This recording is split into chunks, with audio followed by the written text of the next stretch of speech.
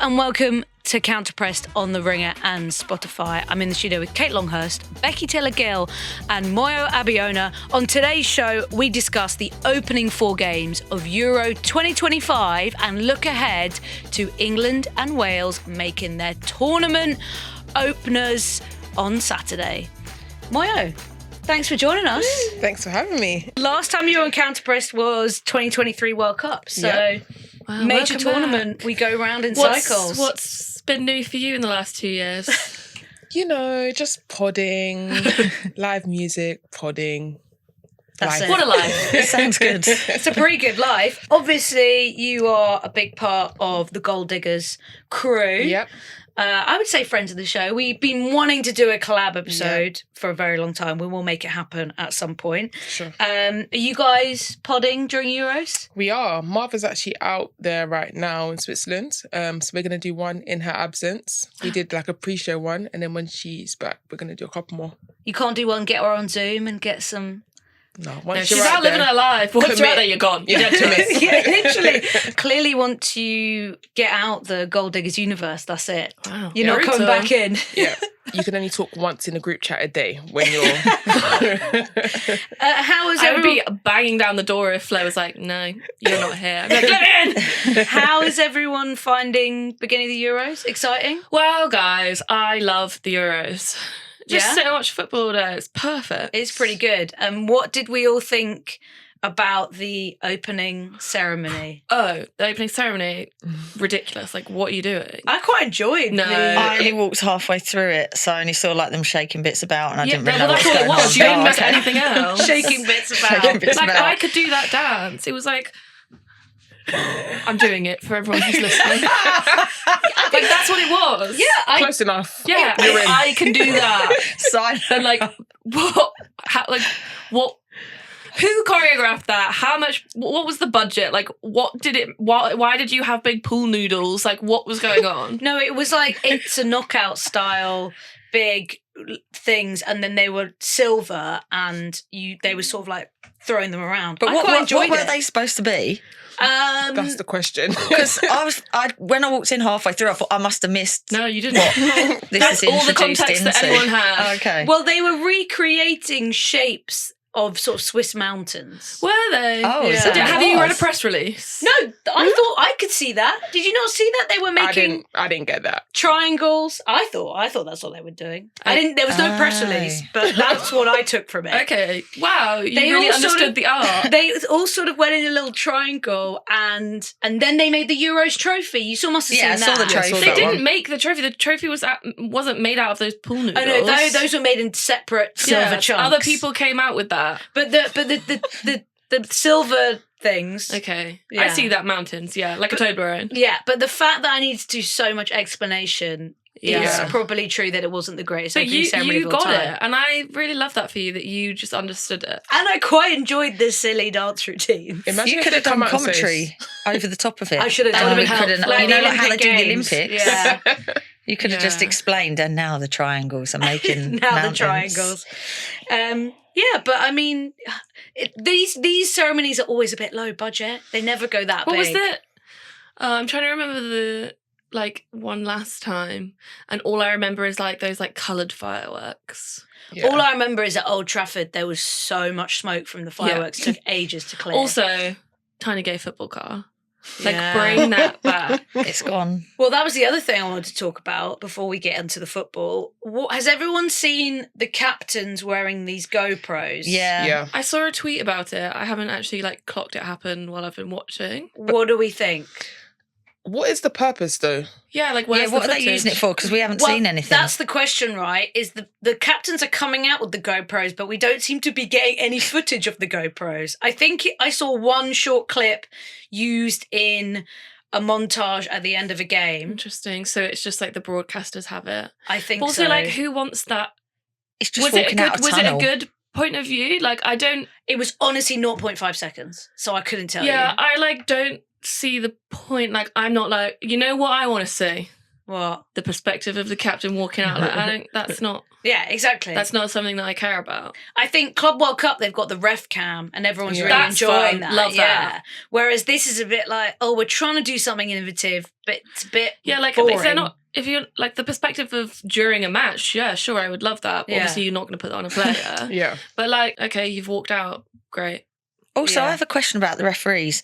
Has anyone seen them have a big square shape thing in the middle of their top? Yeah. No. I don't know what it is. I thought that was the cam, but when they didn't come out with any like content from it, now it's just like you just got this patch on you. What? I don't know what they're doing with it. What does it? They look weird shape. It looks like they've got a third boob that's just square. Like, and I was trying to work out what it was, and I was Kate, like, I haven't even Kate was noticed this, eyeing but up the you are ref. paying attention Yeah. to the ref's Kate chest. loves just boobs. Clearly. I'm not Jilly. But it was just like a square shaped thing. For and I those thought, of you is that now where they're following us on keeping cards? YouTube, you can see Kate's You demonstration. can see Kate's third boob. I should have worn one today just to demonstrate. No, but thank you. I'll be keeping an eye out in Yeah. tonight's game. But I only saw it in the game last night, so Yeah. I don't know if all the I'm refs gonna have look got at that. a picture. Maybe while this ref you just chat has amongst it. yourselves. Now I'm thinking it's just her. that Maybe has she it. just has a square Fashion. boob Yeah. Oh my in the god, middle maybe of her she just has a chest. square. Oh, like, do you think it was like underneath her top? underneath her top. Oh, interesting. Because I was like, well, what's that for? I didn't know that's where she kept her cards, and maybe like mirror check she's looking good. I don't know. Oh, we'll be following that story more as we get Exclusive. it. Okay, anyway, let's get talking about the football. Let's start with Thursday night's Group B games after this.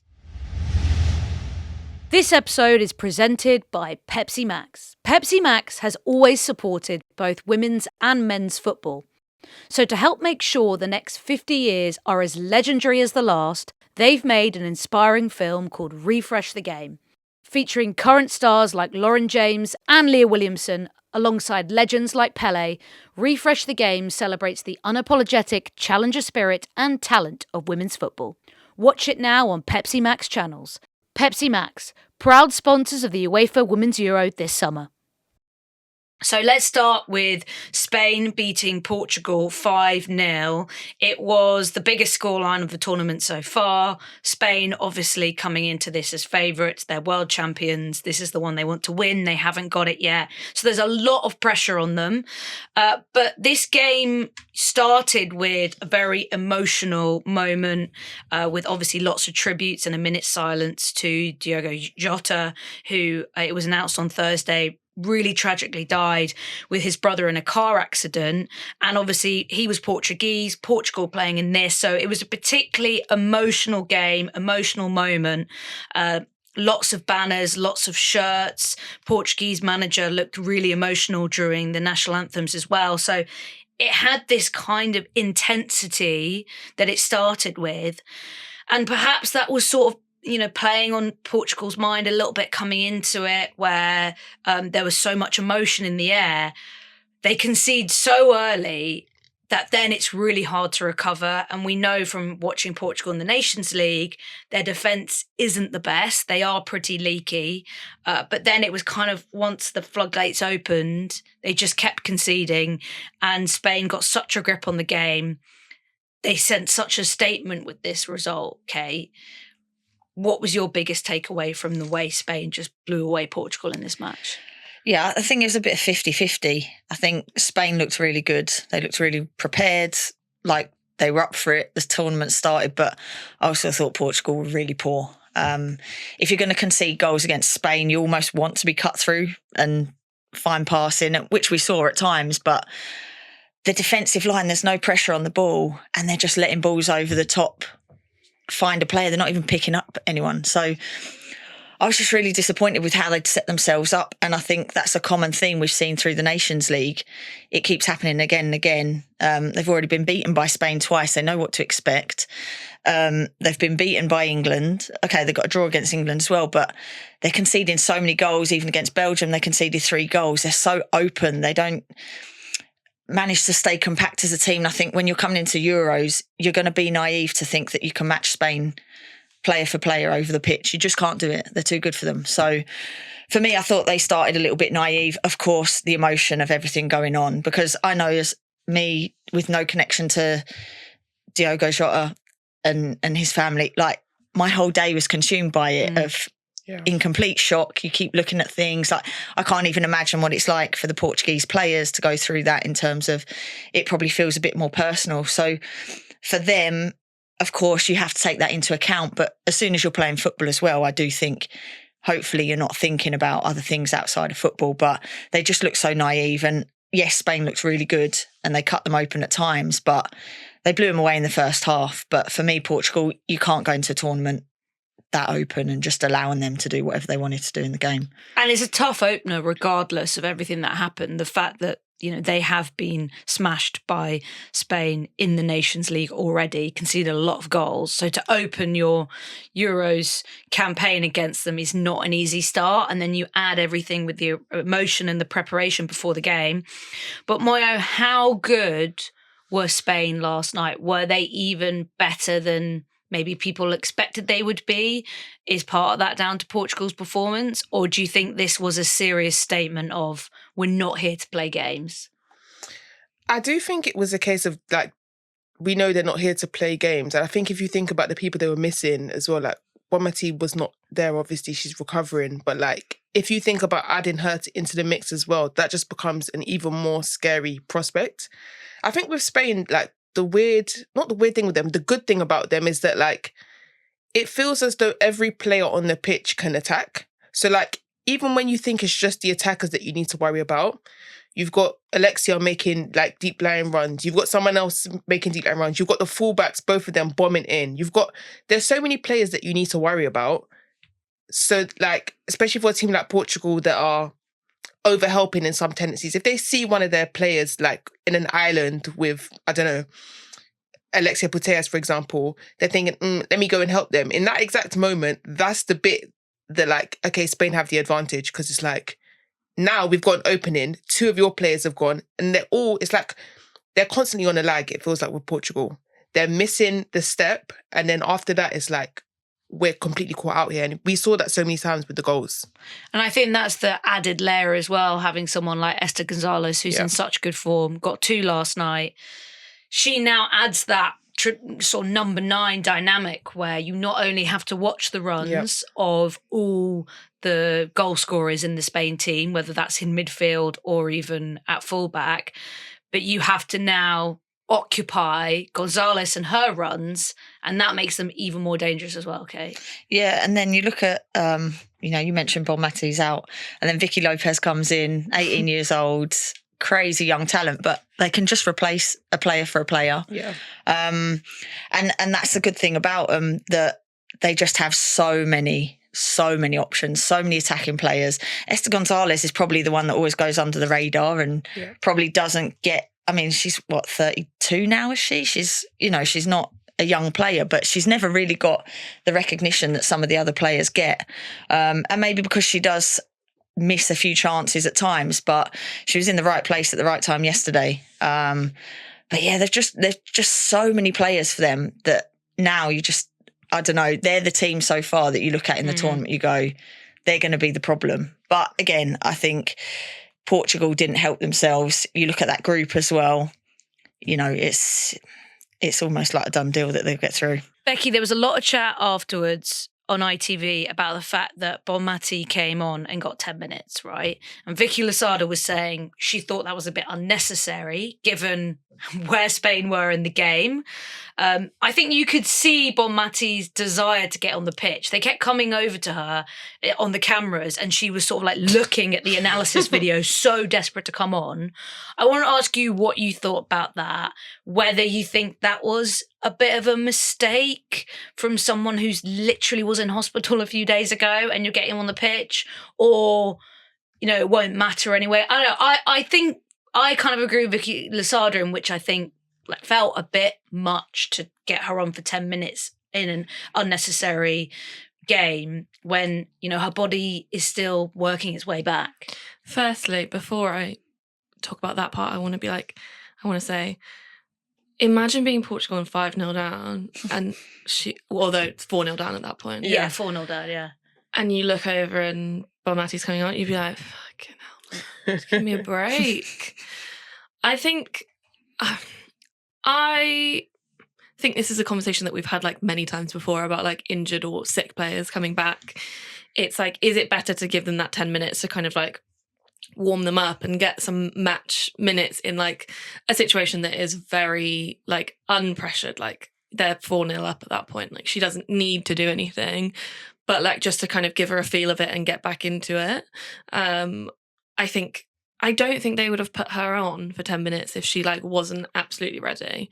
So I think it's fine. I think it's good. It's probably good for her to get a feel of the tournament, like get some minutes, and then, you know, feel how she feels. And because like training is just so different from a match. Like she might feel good in training, but then you come into that match environment and it might still feel a bit like wobbly. So I think it's fine. Kate, have you ever seen a player sort of huddle round that on the bench and look so desperate to get on? I couldn't believe the way, I can't remember who she was next to, but I've never seen a group of players actually be over the top of their coach watching those screens. Normally, if you're on the bench, you're like chit-chatting. She's like, I'm here. Yeah. By the way, just if you've forgotten, I'm right here. She I'm was like, right hey. over the shoulder. And normally, I mean, correct me if I'm wrong, you're chit-chatting with your teammates, you might be watching the game, then you're going off, you're doing your warm-up, you sit down chit-chatting. She was basically being assistant manager over their shoulder. So that shows probably how desperate she is to be involved as well. Well, you would be, wouldn't you? And she sort of runs that team in a way. It's a bit like Cristiano Ronaldo when he got injured in the final. He basically became the manager on the touchline. So she's and that was embarrassing and cringe. I don't do that. But she's probably just trying to let them know, look, I'm here, I'm ready. Because when you're a player, you do want to come on. And like, I mean, if it got to 5 minutes left, I'd be like, don't you dare ask me to come on. But like 20 minutes left, you're desperate. Like, bring me on, please. I'll go warm up. I'll show them. What is the cut-off for you? At what exact minute? 5 minutes left. 6 please minutes, leave me. You'd be... Depends how much injury time. Because you just, by the time you've come on, you're like, you can't do anything anyway. And it takes you like 20 minutes to get your breath.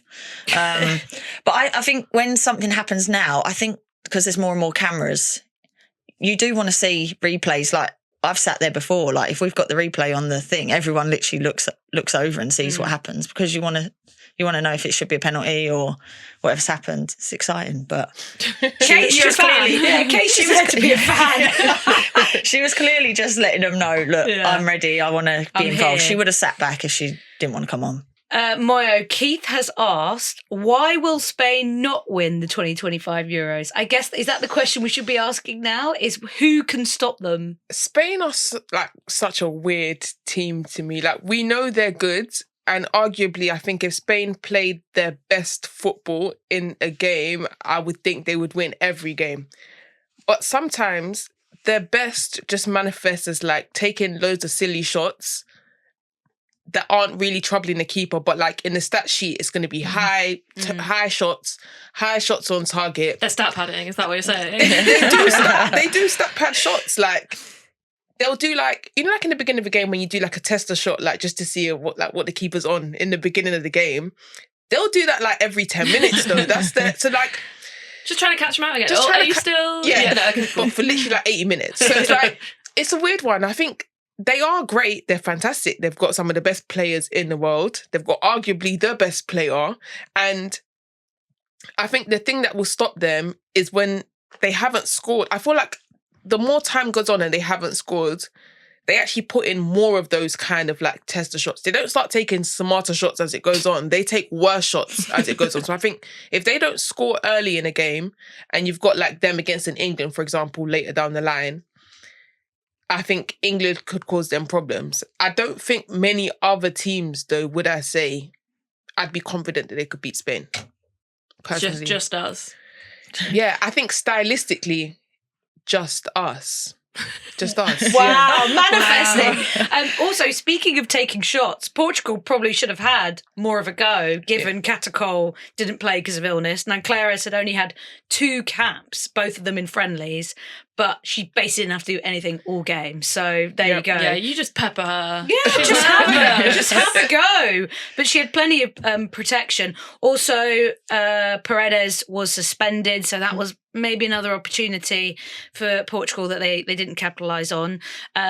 So that was the sort of probably biggest game in Group B. Then we had Italy beating Belgium 1-0. Italian anthem always goes Slaps. off. Slap. Wow. And I know there was clips doing the rounds of just how passionately they were singing it, because they were all sort of like screaming, arms on shoulders, So leaning we need forward. a better one, because like, who is screaming? Because they're all just kind of like, Everyone looks embarrassed. Yeah, and as they should be. It's an embarrassing anthem. But the Italian anthem always should we write a new goes one? off. And France is good, actually. Oh, Yeah, yeah. France Yeah, I is like good. France. I can do as well. France off the top of my head. I'm not going to. Don't ask Are me you going to be to. doing that on Saturday? You're just... No. I'm not going to be doing that. So a really good start for Italy, and they are people's dark horses. I think rightly so. A lot of people are getting Nah. excited. You're not. No, Sorry, me neither. no. Not impressed. Sorry. after the first I game. am not having Italy as a dark horse. Let's not go crazy now. No. You don't think that They they were can... saying that on comms, and I was like, get a grip, So many everyone. people are saying it. I think Yeah. people are jumping on the bandwagon. Sorry, but Yeah. let's talk about the It's because definition it's- of a dark horse. Okay. I'm not saying Italy can win the No, Euros, I know, but, like, I think they. I don't even They'll think they're come- going to have a deep run. You don't think they're going to get out of this group? Okay, they can get out They of the get out of group the because group. they won the game that was the important game Yeah. against Belgium. Whoever won that was probably going to come second in the group. Who would Yeah. they face in a quarterfinal? if I can they come tell top? you, let me just get the bracket up. So they will face in the quarterfinal Norway. They can beat Oh, okay, Norway. they can beat Norway. And they get Norway to is shite. yeah, and then they get to And semi-finals. what I was- So that for interestingly- me is an underdog run. What I was going to say was...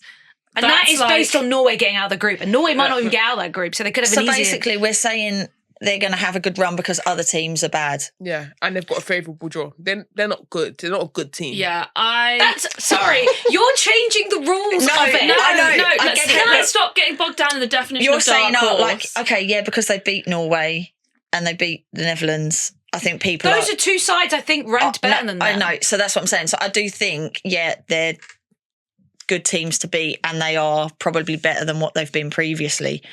But for me, Italy, they're boring to watch and I thought they were really poor.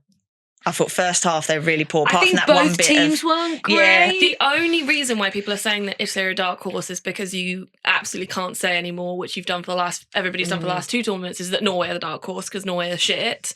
And Well, I think for Norway- I think Norway, hey. the opposite of dark horse. I think they're huge underachievers. Yeah, that's different. Yeah, but then Yeah. the past few, but that's only because of the last few tournaments where they've shit the bed, basically. Yeah. Like everyone in those tournaments was like, ooh, Norway, dark horse. True. And so they had to pick a new one and they've landed on Italy for some reason. For me, the legit dark horses, i.e. two teams who have favourable draws and decent groups they can come out of, are Iceland, who let me down, and Italy, because they are both being drawn in groups in which they can I am progress. actually questioning your definition what of dark round horse. do you have to get? Because for me, a dark horse would be someone that could potentially go under the radar and win it. And No, get to the I final. think- And get to the final at Get least. to the final. At least. I I wouldn't- kind of disagree with all of you I wouldn't on say the that. definition of dark horse. I wouldn't say get to final because I think that the way that the Euros is so tight, I think to say you have to get to the final to be a dark horse is a bit Okay, tough. I think I'd say for a dark horse, it has to be someone that we think has the capability to cause an upset. Yeah, And I don't think I like that. any of the people that they're going to play, would it be an upset? Yeah. And I think the ones that it would be an upset, they'll lose those games. That's where my Agreed. problem I think is. that's a good definition, but then we got to define upset because Italy could beat teams that are technically higher ranked than them, but the world ranking sometimes is a bit of a misnomer. To me, like Norway, for example. I better check their world rankings, but I'm pretty sure Norway are, as you can hear me typing on my computer. they're higher than Italy. Yeah, but those Coca-Cola World Rankings, they've been sponsored by Coke for so long. They're always a bit confused. Okay, let's have a look. Live. Norway are 16, they've gone down. Italy are 14. Italy are 30. Oh, 30. Okay, Wow. so Okay. if So they that's did not an beat upset. Norway, it wouldn't be an Okay, upset. fine. So I they're- just so they're shit then. I can't see them. That's the conclusion. I just can't see them beating like Solved. a Spain, a France, an England, Germany. Yeah. Can I just say my definition of dark horse, because I disagree Okay, with all go of you? for it. It's like a team that you just like don't really, and Italy. What I'm saying is Italy could fall into this, but I don't think they will. Like a team that you don't really like think about. Like you're not like who was thinking about Italy before this tournament? Not me. I was. I Okay. wasn't. Because they were so poor in the last two major tournaments. They finally sacked their awful coach. And I'm liking their vibe. Okay, they've got a new coach that doesn't qualify them for dark horse. It's like you're not thinking about them, and then they like pull out like some like big results, and you're like, oh, That's a surprise team. That's not a dark Yeah, I horse. think, I think come that's on. a dark horse. I think No, that's a- thank you. Dark What's the horses. difference between a surprise team and a dark horse? Like that is like if we get down into it, the definition of a dark horse would be a surprise team that you weren't expecting. Yeah. But dark horse, people make a prediction with, whereas surprise team, you don't see it coming. That's my point. Okay, no, that is a good point. I like that. Yeah. That is- Guys, Let's just have a separate pod. in the YouTube comments, let us know your definition of a dark horse. I actually think it's a combo. It's a combo of I think it's a everyone. combo of Moyo Everyone's. and Becky's. Why not And me? Yeah. maybe yours. I can't remember what yours was. But let us know, can't please, either. in But the then, like, comments. is anything ever a surprise? Because, like, anyone could pick any team and be like, that's my dark horse. We're Like, getting- you just said that about Iceland. We're getting so existential right now. Let's move on. Let's move on. No one's a dark horse. There's not enough teams for there to be a dark horse in this competition. Let's talk about Group A, where... Who's dark horse of group? Well, we talked about Norway. Norway stole. Stinky. Absolutely Oh, stole. Pooey. A 2-1 win against Switzerland. Like, that was a yeah. smash and grab pickpocket of It's a really result. funny how they overturned a 1-0 down against the host in like this big opening game where all the crowd are behind them. Like normally you'd be like, yeah, fair play. Everyone's just like, that was terrible. They're Yeah. awful. Also, Yeah. what annoyed me, and I don't know if anyone else feels like this, is there was such a vibe with Switzerland. The Yeah, crowd were I know, amazing. yeah. That it was so emotional. Leah Volti had tears in her eyes singing the anthem. I have to say, I am and still a bit skeptical about Switzerland being host of this tournament. But that game made me more excited about getting out there, made me more excited about the whole vibe because the crowd was great. Love the amount of booze. Always here for more booing. Yeah. Norway were time wasting so much. I love that there was obviously like a small group of kind of ultras that had a massive air horn and siren that they were blasting as well. So it was a bit gutting to then see a really crap team get quite lucky and quite jammy to overturn a result that actually would have been a really amazing, defiant moment. I know it's not the scale of when South Africa hosted the World Cup. Do you remember when South Africa beat France at the World Cup in Yeah. that opening game? And it was this whole like host moment. I wanted Switzerland to have that, and Norway just kind of stole it and ruined the vibe. That was what I felt like anyway. Yeah, I completely agree. I think Switzerland actually started the game really well. The time was going so quickly because in the beginning it kind of felt like a basketball match. It was like you attack, I attack, vice versa. And I feel like after Switzerland scored, they looked like they were going to score another one. And I think when they didn't, that's when it entered choppy territory, I think. Norway, the goals they scored, Switzerland would argue they should be doing better on both of those. And I think once they went 2-1 up, they weren't really fussed about scoring another one, which to some extent is fine. I think when the crowd is against you, like sometimes you just want to ride it out. But yeah, obviously the Hegerberg penalty, she makes me stress sometimes. Like, I won't lie. Like she's obviously, we know that she, as a player, when we look at her CV, she's incredible. She's one of the best strikers that's played the game. But I don't know, man. Post ACL, and I know like that's obviously not her fault. And arguably, at her best, Norway weren't at their best. So like the timing has almost kind of fallen at the worst point for her because this version of Hegerberg is not the version that Norway need. Norway need 2018 Hegerberg right now. And she spent a lot of time because she was protesting. She Yeah. wasn't involved in the national team. Do you think she regrets it? Spending like her like peak years not playing for her It's a good national question. team. I mean, they were so chaotic anyway. She was probably like, Yeah. I don't want to be part of this mess. Yeah. But it could have changed things. I think what I find really tough about Norway, and Kate, you can speak on this as a player and being in those environments, is, yeah, they haven't maybe had the best coaches to lead them, but the vibes seem off with that whole group. I mean, you see their attitude in games. When Hegerberg got the second, they did sort of group together a little bit more, and she had those crazy intense eyes that she gets.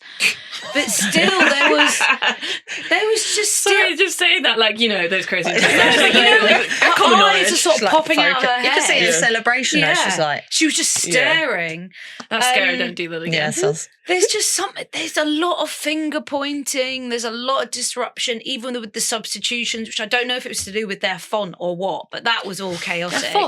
The font on their shirts. because they kept getting the wrong They person. kept getting to the come wrong off person, and that it just. They're allowed their own fonts. Sorry, they're allowed their own fonts because it's like. Well, they have their sort of, I don't know, Scandi. Because like in font like going on with the Nike. WSL, they all have to have the same font. It does No, feel it's like not the same for Norwegian UEFA, warrior font.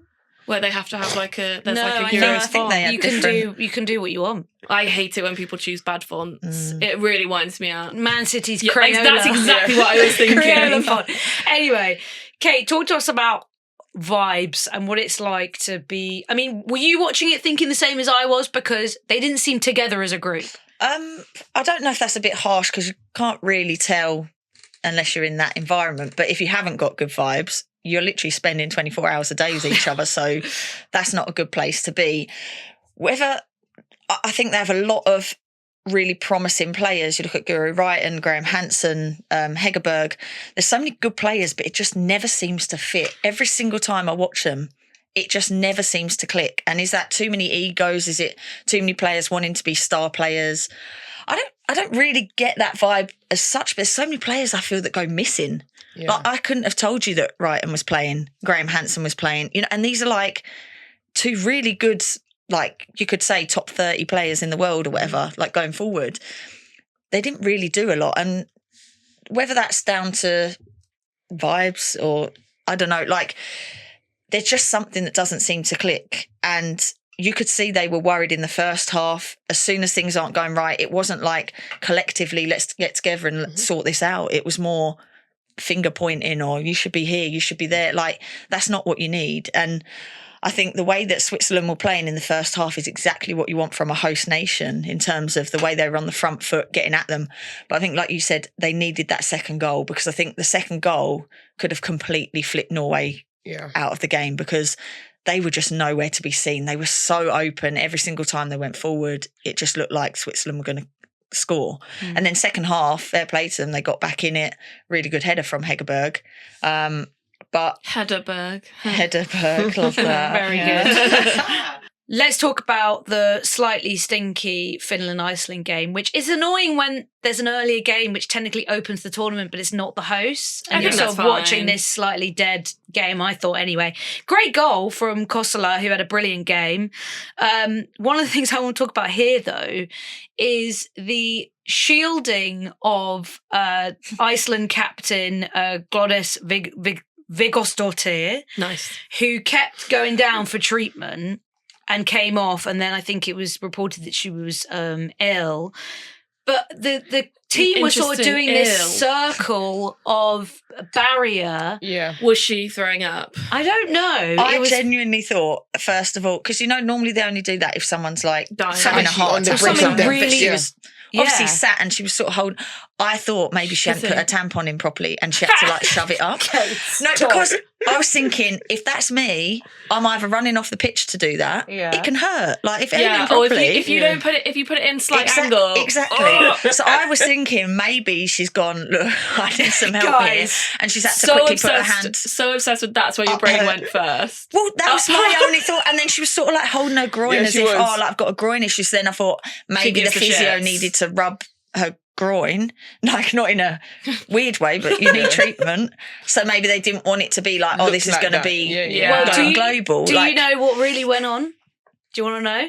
I'd like to. She had diarrhea. Did she? Oh, was she doing Gary Lineker and Was she shitting on shoveling the it across the pitch? pitch? I don't know Shushi on the pitch, but there Guys, I was going to say It it's has the shits as a since- joke because I always say it's the Oh, shits as no. a it joke. has since been confirmed in This Emma Hayes legacy. I don't know if it's Icelandic press or Norwegian press, But Who snitched? She had, Because she had diarrhea. Oh my god, Annette. I would. Who actually snitched? Which teammate? Which Because teammate what was like, the- I'm making a quick What was buck? the shield for then? If we're all going to If she snitch, wasn't, Do you yeah. know what I mean? Also, it's true. Why are you such a good point? Why are you protecting her? Also, Yeah, like, but maybe because there was some on her shorts or something, she had to change her shorts. She went off at half time, and I hope she's okay. But she went down twice, but she didn't go to the toilet, did she? right, and now we have the expert in having the shits and Run needing down to the run off the tunnel. pitch. Run down the tunnel is all I'm saying. That's Well, crazy. Maybe we'll get more updates, but there was an that's article awful, though. yesterday confirming she had diarrhea. So a I'm new so method. baffled by that then, because like if like what are we shielding her from? I If know. she's got diarrhea, is she shitting on Yeah, the but pitch? maybe they're shielding. Yes, she must be. That's You're crazy. not gonna But she didn't go off. Sorry, if you've just shit yourself on the pitch, you'd be Go like, off. "Excuse me, I need a sub." Maybe they gave her a nappy. I'd and she actually quickly put that I'd on. actually ask for a stretcher at that Here's point. the as well. quote. yeah. If I'm it's dead. happened already, you're not walking off. It's too late Yeah. by then. Here's Yeah, the so quote. true. I've had stomach problems. I thought I was fine again, but I wasn't. I simply had diarrhea. Oh, God. Hopefully it'll be So over she soon. snitched on herself. Hopefully it'll be over soon. We really tried to do everything we could. We thought we had it under control, but apparently not. This quote is good. Of course, it's just crap. It's just crap. It really That's is so just true, crap. man.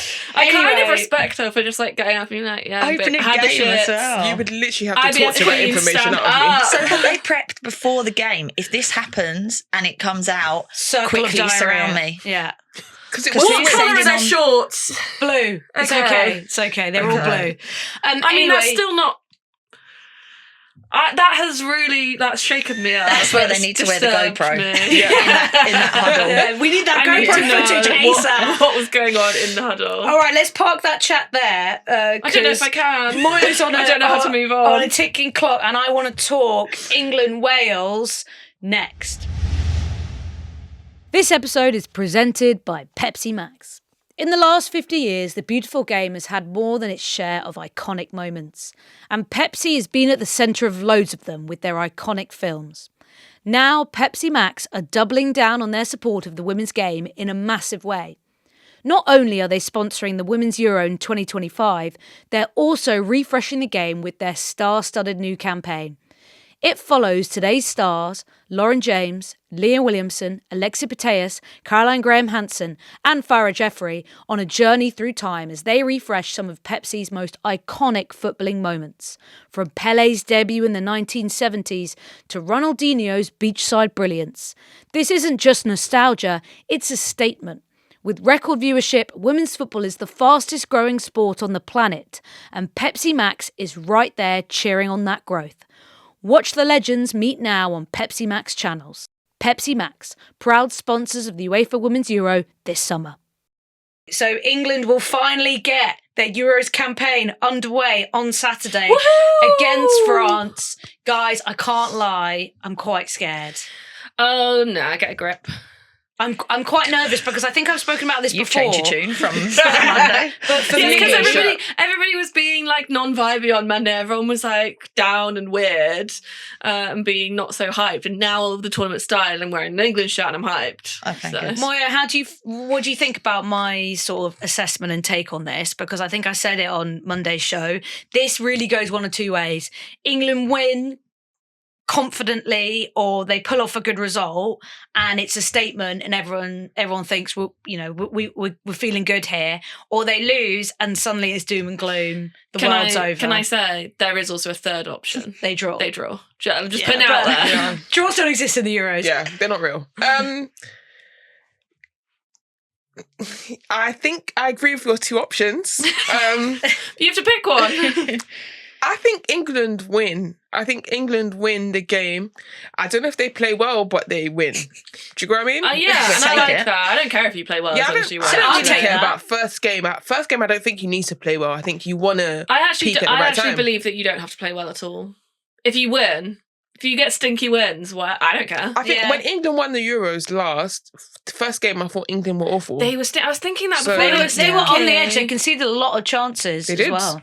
So, like, I think they'll win the game, and I think if they win the game, then they win all the game. This is the toughest. This If is they just win the gone. game, they just win all of them. Wow. They win all of them because genuinely, this is the toughest game in the group, Yeah. and And could be the toughest game until you play, say, Spain in the semi-finals Yeah. if you top the group, or Yeah. Spain in the final if you come second. exactly that. Like, I don't think there's anyone more difficult for England other than Spain and France. So I think if they win this game, I like Netherlands as a team, but if England beat France, they're not losing to the Netherlands. Let's be real, guys.